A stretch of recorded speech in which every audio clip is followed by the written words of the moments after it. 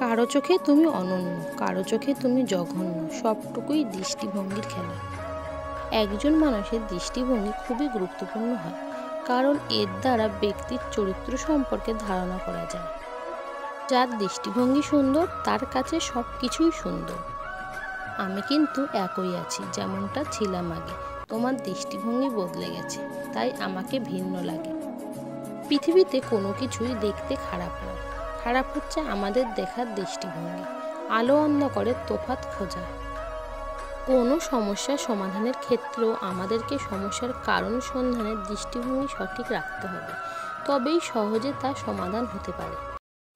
সমাজের সবচেয়ে বড় সমস্যা দৃষ্টিভঙ্গি, কেননা যার যেমন দৃষ্টিভঙ্গি সে সেমন দৃষ্টিভঙ্গি দিয়েই তোমায় আমায় ও তাকে বিচার করে।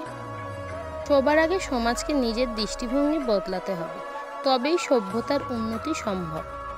বয়সের ভারে তার নজর কম হয়ে গেলেও তার দৃষ্টিভঙ্গি একই রকম উন্নত আছে।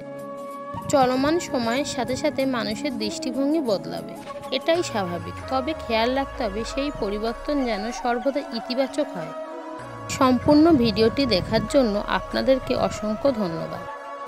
ভিডিওটি ভালো লাগলে লাইক, কমেন্ট এন্ড সাবস্ক্রাইব করুন আর ভিডিওটি শেয়ার করে দিন। ধন্যবাদ।